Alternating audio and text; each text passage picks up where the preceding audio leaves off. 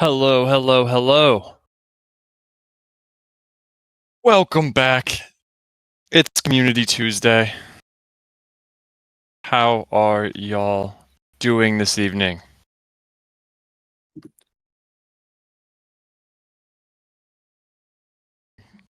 On a very high level, Dom, are you recording, live streaming on Twitter and on stage on camera right now? Yes, we are.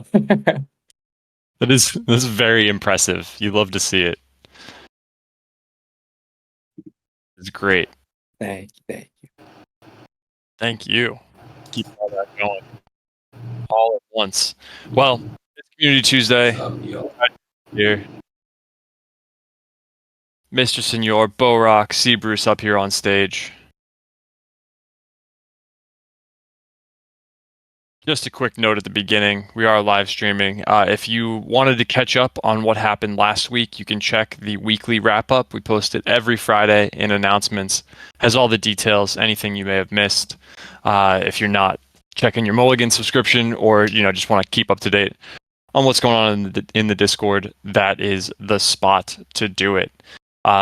Biggest highlight from last week: Spay Bay Twitter Spaces.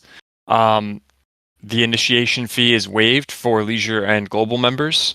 So it's 350 Great British pounds for annual dues at Spay Bay, and that gives you links to golf access, all the Scottish reciprocity, and of course access to the 2024 event schedule coming out over there at Spay Bay, which is it's really exciting. I see Mr. Senor has his inaugural member hat on. You love to see that. But yeah, with that, Dom, I'll kick it over to you. What's going on this week? I know it's a little cold here in Philly. I fired up PGA 2K for the first time in a little while. What do we have going on in the society this week?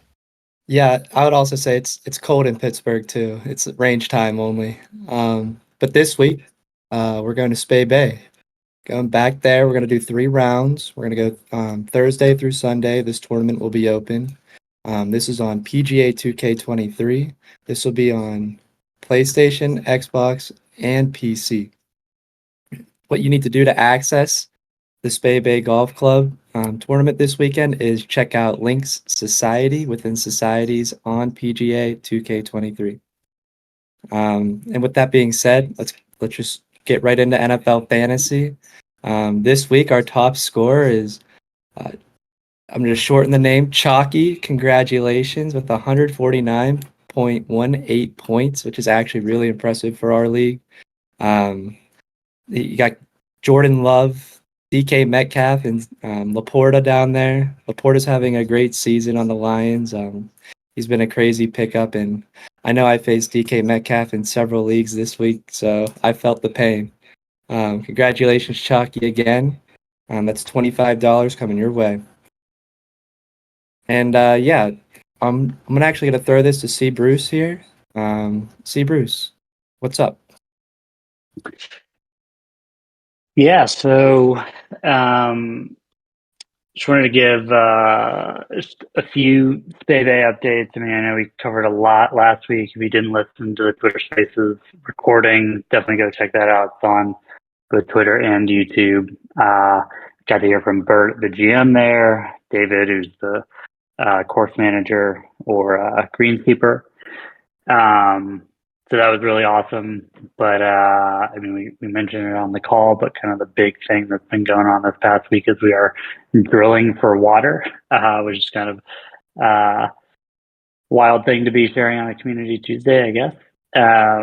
But we are right in the midst of it. We basically have found a bunch of, or, a high flow of water, which is awesome. We're still in kind of drilling and testing, or, kind of in the middle of that phase. But been really cool to hear and see. We'll be sharing, more of that in the weekly updates and Mulligan and everything else. But cool to see the work kind of beginning in earnest there. So again, definitely go listen to the recording if you haven't. I know we'll have a lot of, discussion and content around that in the future. And yeah, that's really it for me this week. I mean, Pro Shop, nothing this week. We obviously had a lot going on the past couple of weeks. I know everyone's been receiving all their Black Friday gear, all their Spay Bay inaugural member gear, which has been really cool to see on Twitter and in the Discord and everywhere else. But no big announcements. Pro Shopify is up. Coop's got the scorecard holder, one of my favorite items. Highly recommended. But yeah, so no announcements on that front this week. We will have some stuff coming later in the month, so I'll give a little tease there, but nothing this week. But yeah, that's it on my end. So we'll kick it over to Bo Rock. We can get into our Links Leagues. What is going on, everybody? And happy to report out for Links Leagues. I am going to report out both week 5 and week 6 this week, just to keep us on schedule for a finishing date of December 15th. So please note that is 10 days away. I did see some socials out there today calling it out. 10 days away. So if you have rounds to play, now is the time to get out there and get that done.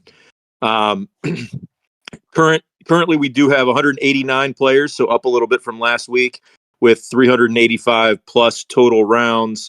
Again, 10 days left. Get the rest of those rounds in. Week 5, winner for week 5, player of the week award is Lahinch Gosh with 20 points. So fantastic round out of Lahinch Gosh, followed by week 6 winner Recetas. I think I got the name right. Reecetas 7196 with 17 points in week 6. So congrats goes out to the two of you on your player of the week status.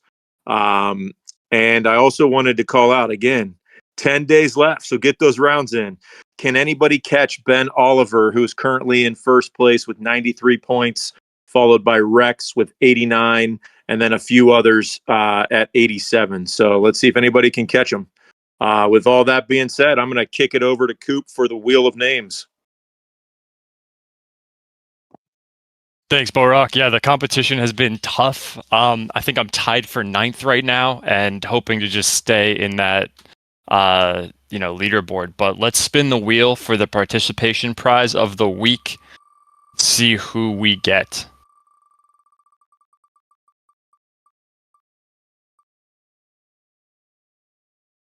Ben Oliver. The leader himself. Unbelievable. The rich get richer with the Links Leagues.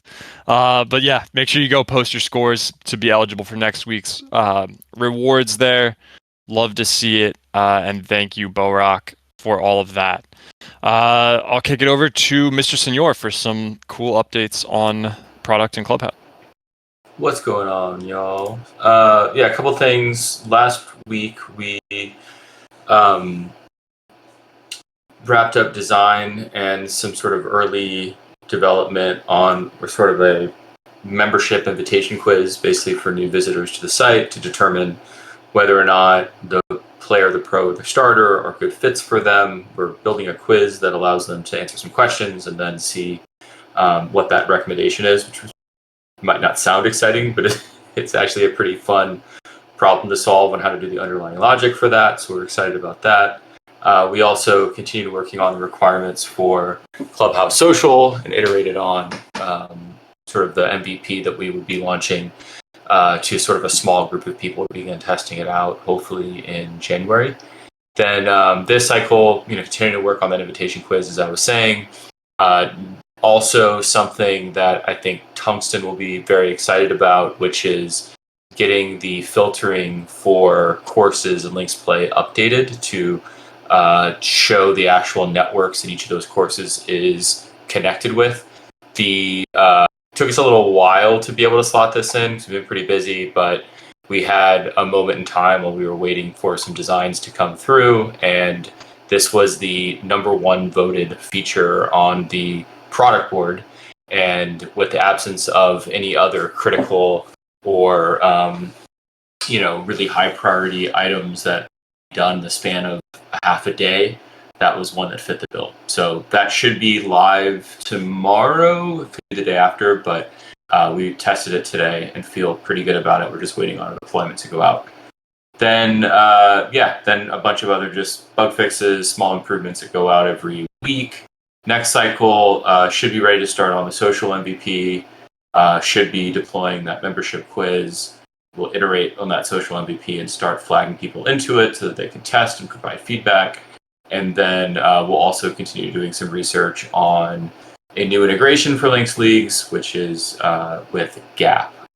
It's a sort of course difficulty and course rating slope adjacent type of idea that Grint uses as a way to be able to tell the difference between courses, and also then that would make it a lot easier to enter scores into Links Leagues without having to look up slope and rating. Last thing I'll say is anything that you do have ideas about, feedback on, please check out the product board. That product board, again, I say it every week. I look at it every week. We discuss it as a team every week, talk through what that prioritization is, see the upvotes. That was the major reason why the filtering got slated in, because it's so easy to go in there and get a sense of what people think and what's important to them. And if you have other ideas, you can also post them onto that product board portal as well. So thanks for letting me walk you through what we've been doing and what we're going to be doing next. Cooper, I'll kick it back to you. Excellent stuff there. Super excited about the filtering and all the hard work there on Clubhouse. I've had some calls with some members who have been around for a long time who are getting logged into Clubhouse for the first time still, surprisingly, and are incredibly impressed by everything they can do there. So make sure you go check out those updates as they hit. Very, very important thing that we're doing, buying golf course. Kind of core to what we're all about here at Links. This year, we did purchase Spey Bay in Scotland, which lots of debate went into that. If you weren't here, it was an epic few days in the chats and in discourse and voting. But if we rewind from that a little bit, back to September of 2022, we had a course attributes vote to help guide the team in looking for golf courses that should be considered, right, for our purchase. I've linked that snapshot vote and the resulting weighted ranked attributes there in the chat. You can see it on snapshot, but we fixed up this handy dandy graphic to kind of show how those votes came in. There's been some chatter in the Discord about, now that we own a course, right, and we're honing in on acquiring US course number one, what are those attributes that should be most strongly considered by the course scouting folks? Are there, certain elements or things that we weight more highly now today at the end of 2023 going into 2024 than perhaps we did in 2022?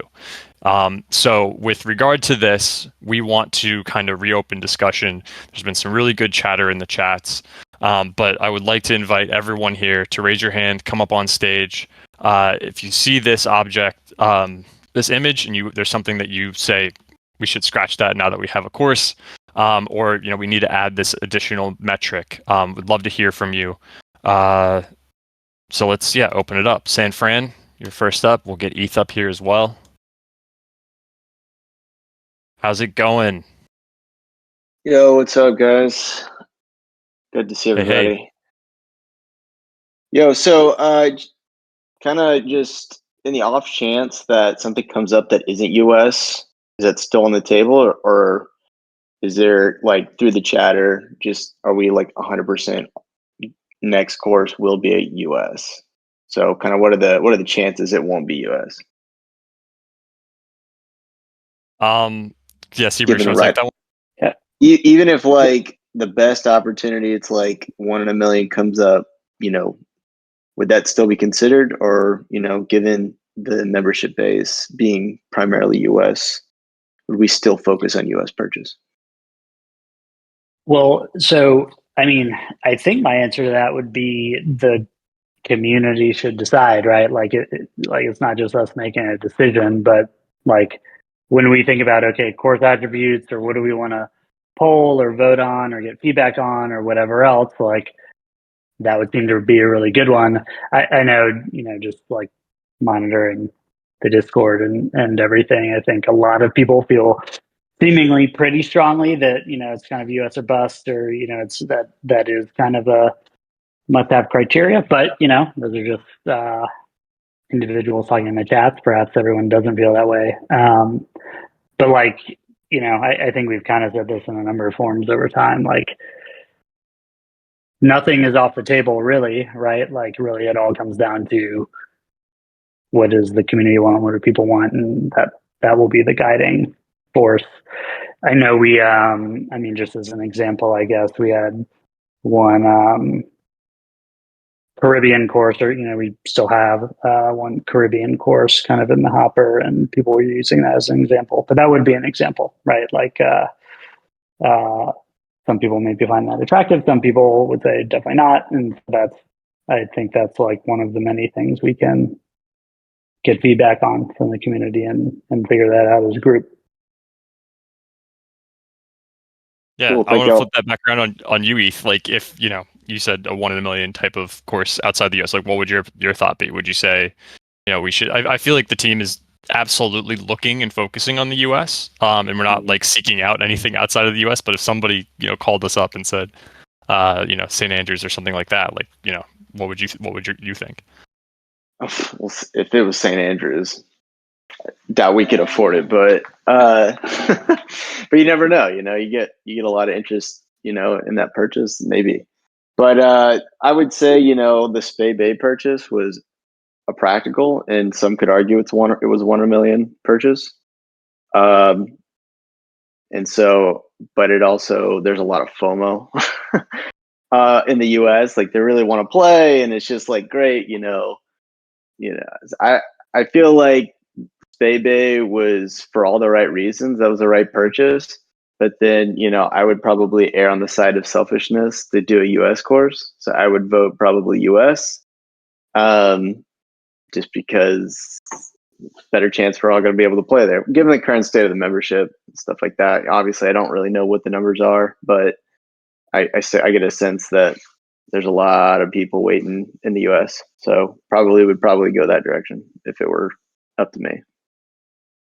Sure. Good to think about though, and I think the prerequisite right for this kind of discussion, and if we think it's the right thing to do, if we think we need to refine that attribute list more today versus what it looked like in the past, I think the prerequisite right is we're talking about and discussing a US course here.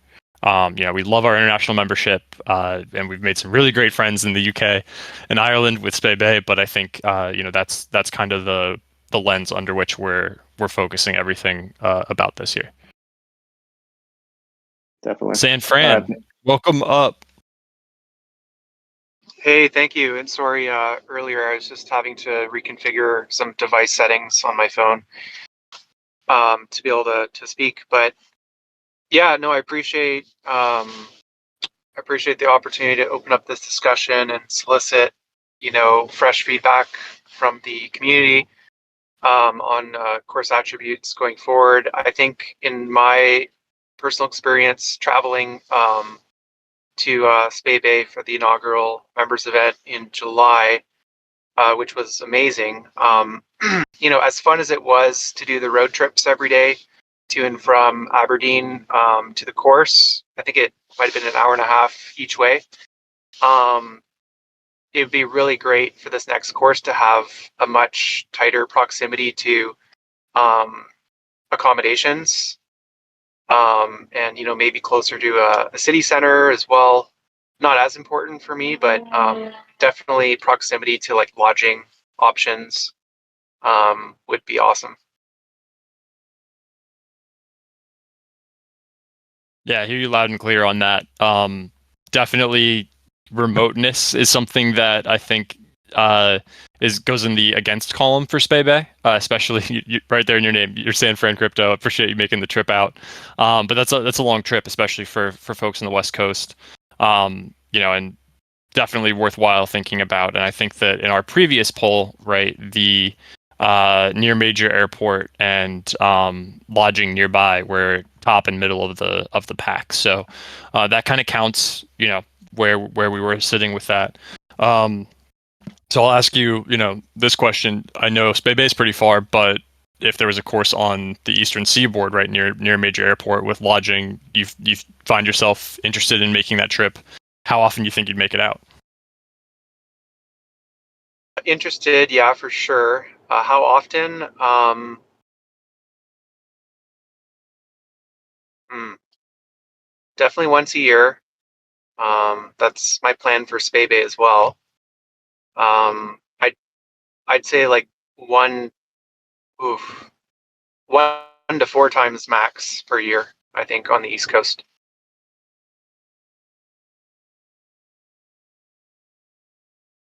Excellent. Well, I appreciate you coming up and giving that feedback. I think that's really good. I'd love to hear from other folks in the audience. I see people dropping some questions in chat, and I appreciate that. If you want to raise your hand, come on up. If you have any, qualms with the past poll that you think didn't necessarily meet what you or other folks with similar thoughts weren't really represented in that kind of concept, or you think they've changed a lot today versus in the past. But to kind of discuss what we could do, Austin, our resident analytics pod expert here, would you like to come up on stage and kind of talk about the Prop 14 voting mechanism and kind of how if we wanted to redesign a vote today, how it may look different than what we did in 2022? Yeah, for sure. I think there's a lot of different ways that we could potentially redo the poll. I think the way that we initially handled it was pretty solid. Ranked choice voting is probably always going to be the most flexible in terms of being able to accurately poll the community on the aggregate top things that they want. But one thing that's really stood out to me is I think a lot of people have very strong opinions on things that are, quote unquote, like deal breakers. I think, for a lot of people, we just talked about the airports, for example. If a course is 2 to 3 hours away from the nearest airport, that might be something that prevents them from initiating or joining or visiting as often. So one thing that I think that we could do is recompile a list of things that are incredibly important to people, deal breakers, and see what rises to the top there, because there's a lot of stated preferences. I think everyone wants that top 100 course that's right next to an airport, that is close to all these other great courses, that has a bunch of lodging nearby. But until ETH hits like 100K a coin, I'm not sure if we're going to be able to buy that. So there's always going to be trade-offs, and I think it'd be really important to kind of realize like what are the true deal breakers versus just very heavy preferences. So I'm curious to hear other people's thoughts on this, but I think we could probably maybe redo the same poll that we had, narrowing down the options and really kind of being a little bit more specific and rational on those things, and then also bringing out a new poll that's also deal breakers. Curious how that sounds to you, Coop. So it'd kind of be like a two-part poll or two-part vote, right? Like one would be preferences, but then, I know some people, we tried to rank for people that voted for their first choice and kind of show that alongside the options to demonstrate along with the weighted options. So you're saying there'd be like a separate vote, so a 2-for-1 vote where deal breakers would be ranked as well. Like these are the things that like are must-haves. Yeah, I think that's pretty good recap. For me personally, I know, after we purchased Spay, I think we all learned a lot from that and learned a lot about like travel and just like what we're really looking for in a course. So with that new experience, I think it'd be interesting to get some maybe fresh perspective. Although I do think that the main Prop 14 poll that we did a while ago is probably still very directionally accurate. It's never a bad idea to kind of recheck the pulse and see if anything has drastically changed as far as like sentiment goes. Sure, that makes sense. I really like that idea of kind of making it two parts so that we can, drill down on some of those issues that folks really care about.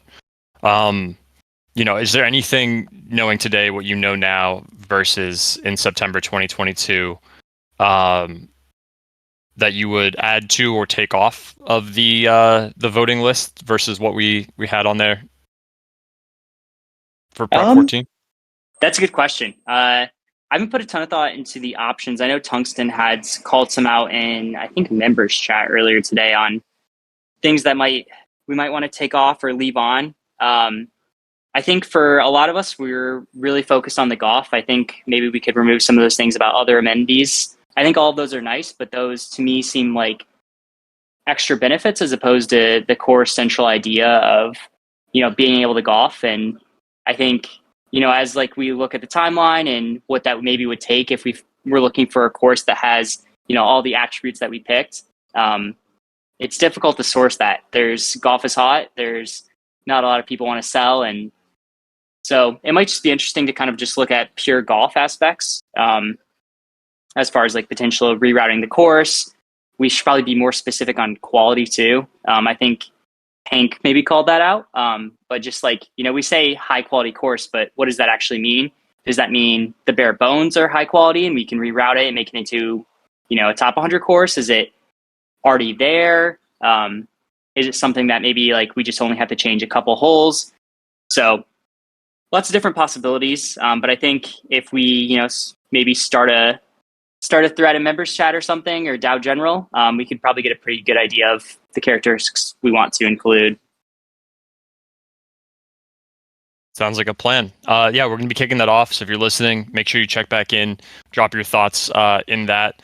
Couple other elements that weren't really included. In the last one, I know like ready to play today was one that, we did consider speed of play, but quality versus accelerating the timeline of purchasing the course, right? Like what are the trade-offs there that people are willing to have? And that could be another element of like a 2 or multi-part poll on this subject. Like what are your attributes? But then also like, should we just buy a course or should we wait for one that really meets all of these needs, right? Somebody said, how will we know if we're aligned with some of these polls? And it's like, well, if we want to just pull the trigger on something sooner than later, where's the temperature of the community on, that element? And then, of course, cost comes into play with that as well. The more expensive the course, the higher probably the initiation fees, and the higher the dues may be for members to initiate. But we want as many Links members to be playing this course as possible, right? That's the end all be all goal here. So, somebody who's raised a lot of these points, Kane Co, welcome up on stage. Yo. Oh, that worked. Awesome. No, right on. I love the new dual pull kind of thought process and idea.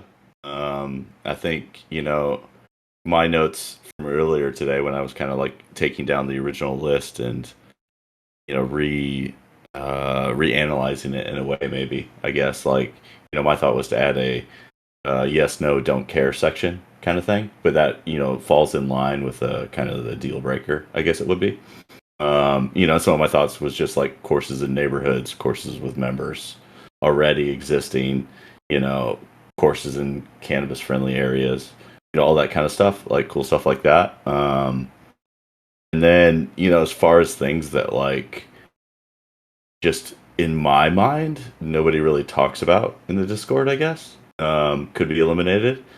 Based on that assumption, it was just to say that those are things that people don't worry about. Like, and a lot of those were at the bottom of the list, but also, I mean, like an ample practice facility. I mean, if there's not one and there's space, we would build one. I mean, it just seems like a wasted kind of thing to put together. Close to other golf near a major airport. It's like kind of things like there's good courses that are not near major airports all over the United States, and I think that's very, very likely that a good golf course is not near a major airport, especially in a major city. I mean, you look at driving to the north side of Atlanta, where I'm at, from the airport, you're at plus 2 hours, and that just is not feasible, but you're still in the city of Atlanta. So that's like a really weird thing to like say and to break down and just like kick out like the whole city of Atlanta. Even, I mean, loosely Augusta, I mean, it's, hour and a half to Columbia.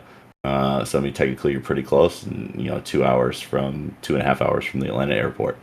But I mean, so it's like you look at near major airport and everybody talks about that, but it's not quite that bad. I mean, I always use Pinehurst as the greatest example. I mean, it's not near a major airport, and it has some of the best golf in the whole United States. Uniqueness is not something I think about a lot. Skill level, walkable.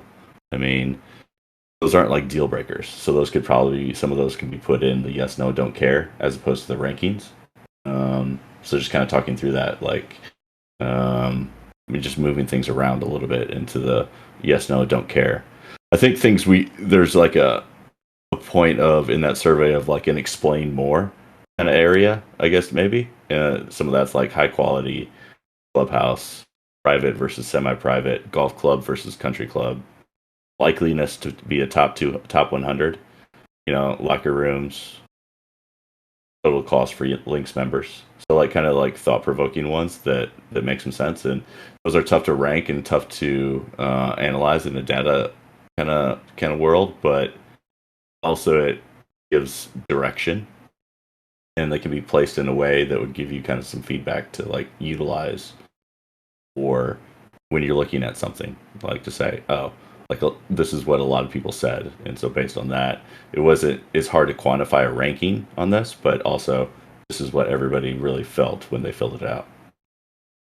I don't know. It's kind of my thought process on that as far as just the rankings or the.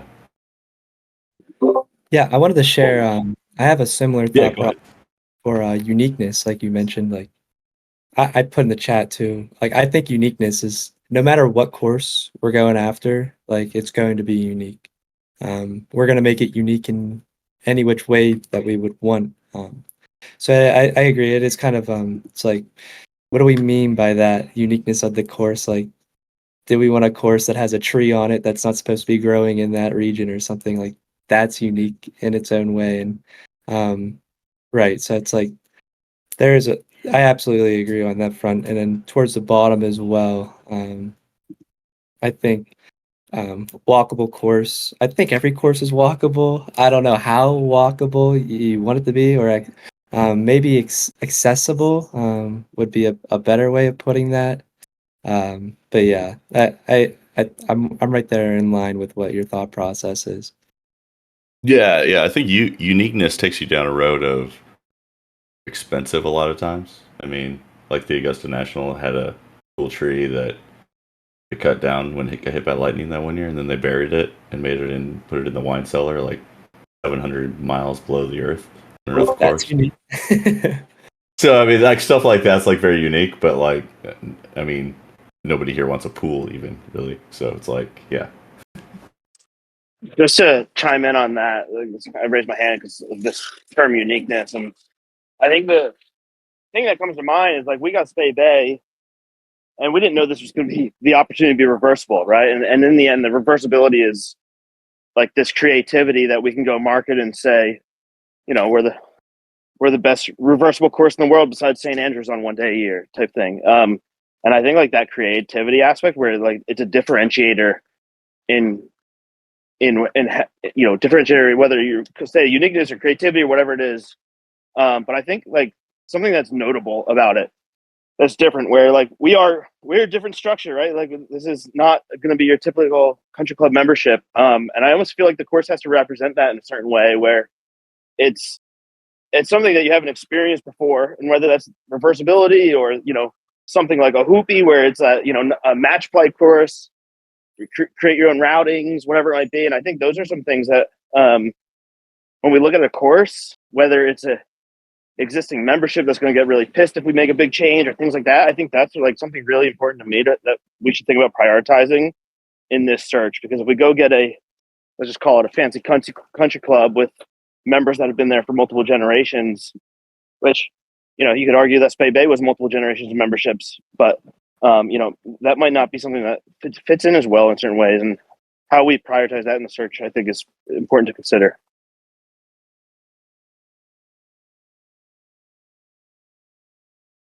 Yeah, really good points. Yeah, and thanks, Greg, for coming up. I know you've had a busy day. Congrats on all the stuff you're doing. I see you on Twitter, killing it. Thanks for stopping in. Yeah, doing great stuff. But yeah, no, Kane, I think that you raised some other really interesting points. Appetite for cost as well as kind of a function of what we do with uniqueness, with our ability to measure, like, the specialness of the course. I think we can have the most impact on post-purchase versus these other attributes, which are less, we can have less of an impact on, right? So I think that's important to note and consider. But yeah, I think the idea of making this kind of like a multi-part survey makes a ton of sense. Austin and Mr. Senior are talking about like a 0 or a 1 to 5 rating system with the deal breaker concept. I'd love to get a doc up, or like we said, a thread. Kane, you said you're taking some notes to get those out in chat, and go from there. And anybody who wants to data nerd or learn about snapshot voting or designing any of these things in the DAO that wants to work on putting this stuff together, please raise your hand. It doesn't have to be here on stage, but it can be as much as shooting myself or Dom a DM. We'd love to get together, even if you've never done a project like this, right? We'd love to work together on this kind of thing and design something really cool, so that we can get this info out, get the sentiment out, get the ideas to the folks who are looking for and scouting courses. We can send over some of this information to Kemper, who is our U.S. course scouting partner, and learn a lot more about what we can really accomplish here with a course purchase.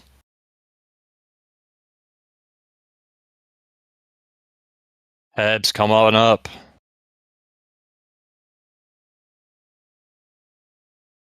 Hey guys, what's up? Hey, welcome. Yeah.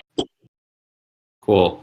Been a while. I haven't been here for a bit, so still catching up a bit. But just quick question, maybe it's like more for C. Bruce. I'm just trying to understand like what the priorities are for the Links team in terms of purchasing a course. I think it's great that we're doing all the member polling. But obviously, like with outside investment involved, there's some sort of kind of behind the scenes pressure, I would say, to like show value on your investment. And so I feel like Spay Bay was like more of an investment play. It was like a undervalued course that we could get for a good price, and likely it would at worst retain its value and at best appreciate significantly. And when I hear chatter of like courses in the Caribbean and other places, it feels like another investment play versus like giving the members what they actually want. And so I'm probably like super oversimplifying it, but it's like, to me, it's fairly basic. It's like buy a decent course in the US that's reasonably accessible and then go from there. So I'm just like, all that to say, like, what is the priority from like the Links team in terms of like when you're looking at these courses, and how does that differ from what you're seeing in the member polls? Yeah, I mean, to be honest, I would say like the guys that are looking at courses and doing all the scouting and assessment and everything, like basically what we've used as the guiding principles is the feedback we've gotten through like the course attribute survey, the region polling that we did, and everything else. Like, I know people ask about this a lot on like corp versus community, or what about outside investors or whatever else, but like at the end of the day, this all hinges on like a successful course, whether for the community or investors or whatever else, hinges on the community becoming members at the course, and then continually engaging with it, paying dues, having other revenue streams at the course like food and beverage or whatever else, right? So like, and that's the whole reason why we're having this session today. We have a bunch in the chats on like, refreshing the feedback we're getting and doing new polling and everything else is like, I mean, if you go back and listen to the US course update call from a couple months ago or whenever it was, we talk about that, right? Like our guiding principle has been that course quality and getting to like, top 100 quality, or at least like potential for top results. I think the majority of people ranked it number one. It's kind of everything from, Discord chat to vote, results and everything else has always pointed in that direction. So that's, in general has been our guiding principle, that it sounds like the community really wants a very high quality golf experience. And so what that means is, when we're out there looking for courses, we're looking for, not a quote unquote dog track, and we're looking for something higher quality, but, we're obviously still don't have unlimited funds. So we need to think about how we can make that work, and, trying to do that within the regional preferences that everyone's talked about and everything else. So like that, that's what we have been thinking about. But I think the whole point of like this discussion today is okay, a lot of time has passed. We purchased Babe A, things have changed. Like, does that prioritization or, how we think about those things need to change as well? And so, maybe people's preferences are different, maybe they're the same, whatever else. So yeah, hopefully that answers your question, Ebs. But at the end of the day, right, I know we talk about this a lot in the chats, but it's like the whole like outside investors versus links versus community or whatever. Like, to me, it's all symbiotic, and they have to be aligned, right? At the end of the day, we can't like purchase some course that the community doesn't like what that makes zero sense, because then it initiates, we don't have members, everything else. So I typically think about it from the reverse. It's, literally what gets everyone in the community most excited. What do people really want? And that's what we have to prioritize. And that's what we've been trying to do. But again, like the whole point of this discussion is, has that changed, and then obviously the other tough thing is that everyone has different preferences, and we're optimizing across, 5,500 holders or whatever it is these days. And, that can be a tricky thing too. Yeah, no, it totally makes sense. And like, appreciate the transparency. It's like a difficult balance between like quality and like practicality, I would call it, of like people getting out and playing and building that community on the course. So yeah, I know you guys are doing a ton of work behind the scenes, but was just kind of curious as I'm catching up on the last 6 months or so of stuff. So appreciate it. Thanks for coming up. Yeah, for sure. Yeah, appreciate it. I'll also maybe chime in a little bit, and if anyone else wants to come up with a question, please do, but to fill some airtime while people are thinking of questions. Like I think we've gotten a lot of really good ideas and input, and people's preferences and feedback in the chat over the past few days. Like the things that have stood out to me are, so there's one which is like kind of redoing the course attribute survey, which there can be some value in.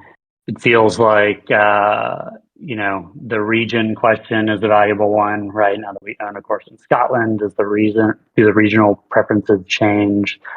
The other one that's really been on my mind is like, has the quality bar changed? Like that, I just said it, that's kind of been a little bit of our guiding principle when searching for courses, like trying to find really high quality course that is feasible within our financial constraints, our budget, and everything else, which can be tough. And then trying to optimize for all the other attributes. But just judging by the chats, right, seems like some people may be willing to have, say, lower quality if it happens sooner, and there's a trade-off there. Or perhaps giving up some of the other attributes, and thinking about how they weigh those things. So like that was probably the biggest takeaway I've had from the chats over the past few days. But also very curious what else people either feel like has changed, has evolved over time, or other ideas people have. And then Tungsten, I know you hopped up, so I don't know if you had a question too or a thought.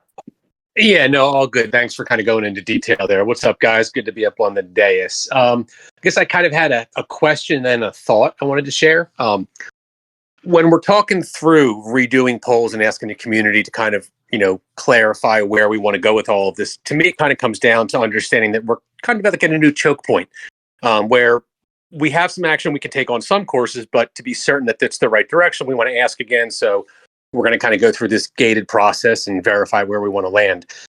Something that I noticed topically around the golf course acquisitions over the past year and a half that was never voted on, I was wondering maybe you guys could provide some insight into it or maybe help reframe it going forward, was the conversation about houses versus not houses on the course.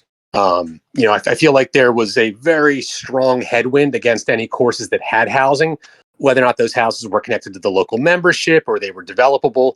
There just seemed to be, a hesitancy to go that direction from a course standpoint. So I wonder if that's something that we can revisit and really, poll the community on their preferences, as opposed to kind of set the goals understanding that the quality of the golf experience on the course is sometimes tied to housing, but not if it's, not if they're nice places. So I guess the first question would be, what do we think about introducing a new filter for consideration, houses versus no houses, and kind of present that question to the community as opposed to kind of just, keeping it where we were on the course acquisition committee.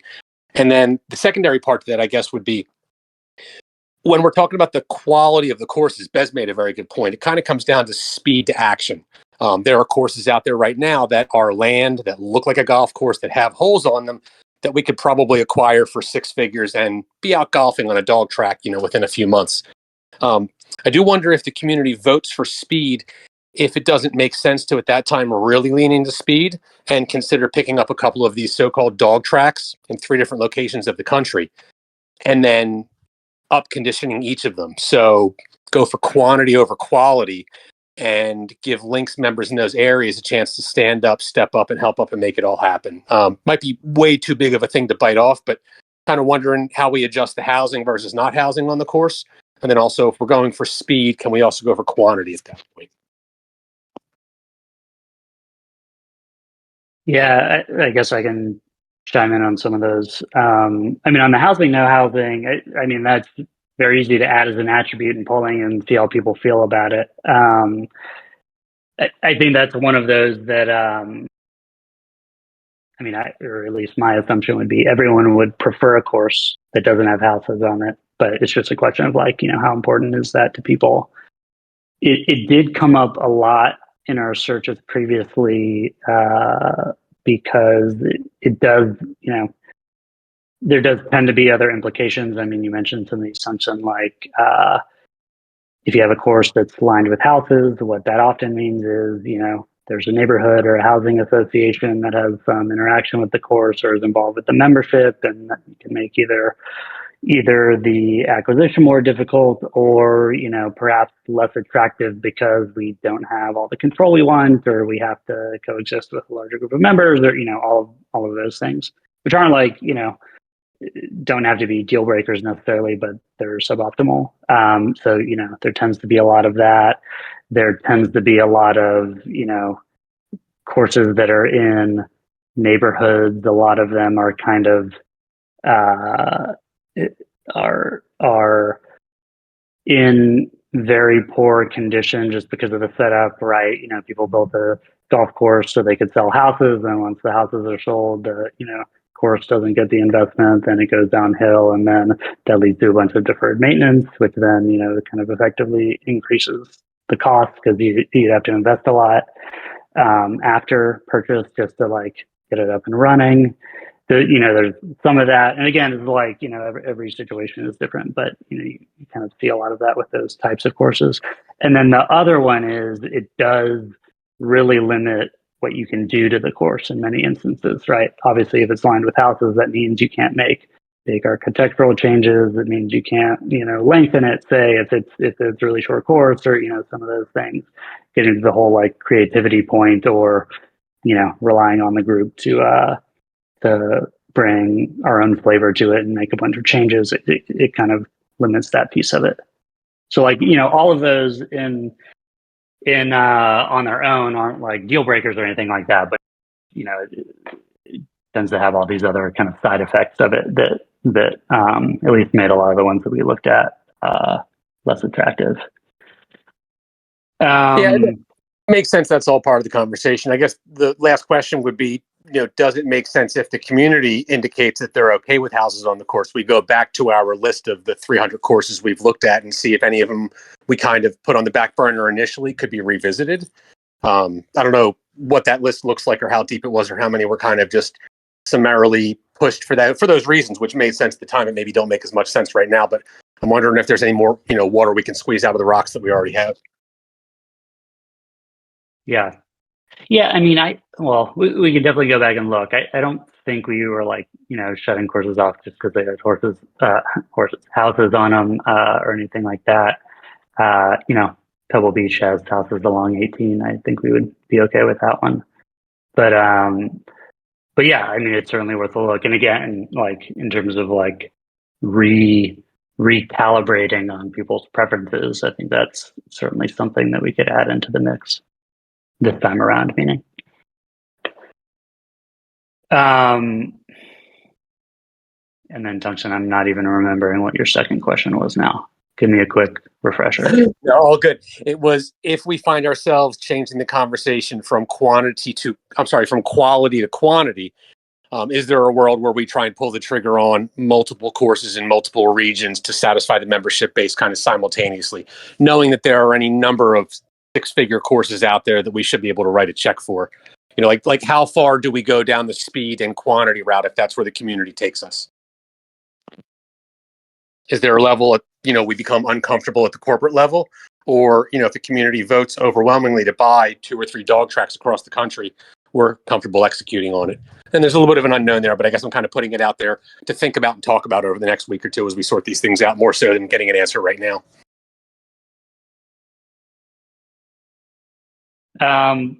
Yeah, I mean, and I keep doing this, but I think it's kind of, we can throw it back to the community and see what people think. There's no reason we couldn't do something like that, I suppose. I mean, I think there are practical considerations when, you start kind of spreading all resources more thin across, multiple sites all at once or whatever else, but that can, be part of the discussion. But yeah, I don't know. Let's throw it in and get people's feedback. Like everything else from our previous discussions would lead me to believe that that's not what people want, right? Kind of again, quality being the North Star. But perhaps things have changed. Perhaps people like that idea. Like not up to me, right? Like let's see what people think and hear about it. Yeah, I think a speed versus quantity slider and a cost versus quantity slider should kind of be an element of this that we can design along with it. But yeah, to that end, right, I want to re-emphasize if you're interested in not just voting in this poll, sharing your ideas. I appreciate all of that for the attributes, these various concepts, what we want to rank and discuss here. That's super, super important. But if you're interested in actually designing this, thinking about the analytics, thinking about the voting systems, or setting this up, please raise your hand. I'm also going to drop here in chat links to the DAO onboarding type form and the DAO onboarding channel. If you are interested in being a contributor on this or any other topics, fill that out. I know some of you probably listening here have filled it out and haven't heard back yet. I apologize for that. We're going to be reopening that and working on more accessibility to DAO contributions and everything else that we're working on. So check out that link, fill it out if you haven't. What you might want to work on, that's kind of across anything. From there, we're going to be spinning quickly towards doing some type of vote proposal on chain, maybe off chain, maybe in Clubhouse. Saw some good discussions there of how we could execute this. Additionally, we've got proposals coming up on the 2-year anniversary event. And then we've got a lot of really good and interesting ideas around Spay Bay that need action. So, we'll start off with Spay Bay members there, but, a lot of this affects all of the members. But as a reminder, if you want to be deeply involved in all of that, go to Clubhouse, initiate Spay Bay. It's 50% off right now. But yeah, we got a lot of stuff to work on. I'm really excited about this conversation. Anybody else wants to raise their hand, come up on stage, please do. And yeah, we'll be talking about this for a few weeks. Quick question, Seabers. On the while everybody else decides that they want to come up, have you looked at any mergers or acquisitions of companies instead that own a lot of golf courses or manage a lot of golf courses? Not like at the corporate level, meaning LinksDAO merging with another company. We have looked at, I would say, a lot of different structures for either purchasing or going into a JV on a course, or lots of different structures. But today it's never extended to that type of discussion, either sale of the company or a merger or whatnot. or us acquiring someone else, which obviously, you know, a lot of the big ones would be a meaty, or, you know, a big time, you know, very large acquisition. But why do you ask? I mean, is there a specific idea on your mind? No. Yeah, I was more so looking just because I recently reading a lot about Drive Shack and everything, and you know they're down to 24% share price, and they manage like 17 courses and butteries and Drive Shacks all over the United States. I don't know. It seems like they could use an infusion of cash plus a membership group that's engaged. It would be a win-win around, and their website sucks, so we could fix it. There are plenty of crappy websites, and when you go around looking at golf courses, that's for sure. Yeah. No, I mean that's an interesting that idea. just popped in my brain, so yeah, no worries. Yeah, we've definitely seen a lot of kind of distress scenarios, call it. I mean, usually it's more like a single course owner, somebody's in foreclosure or whatever else. But yeah, that's an interesting thought.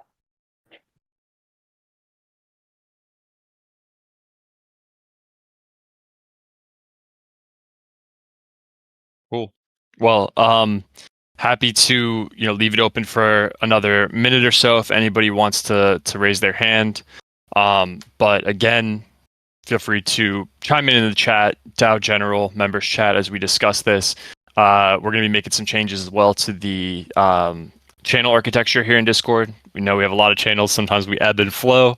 Lots of channels, fewer channels. So if you have any thoughts or opinions, feedback on channels which you hate and want us to delete immediately, or perhaps, God forbid I say this, channels that don't yet exist that you would like to see, let us know as we do this, but we're going to be really strict about adding new channels for a while.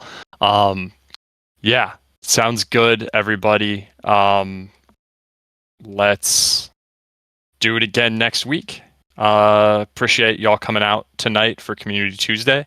And yeah, we'll be back. Thanks, everybody. Thanks, y'all.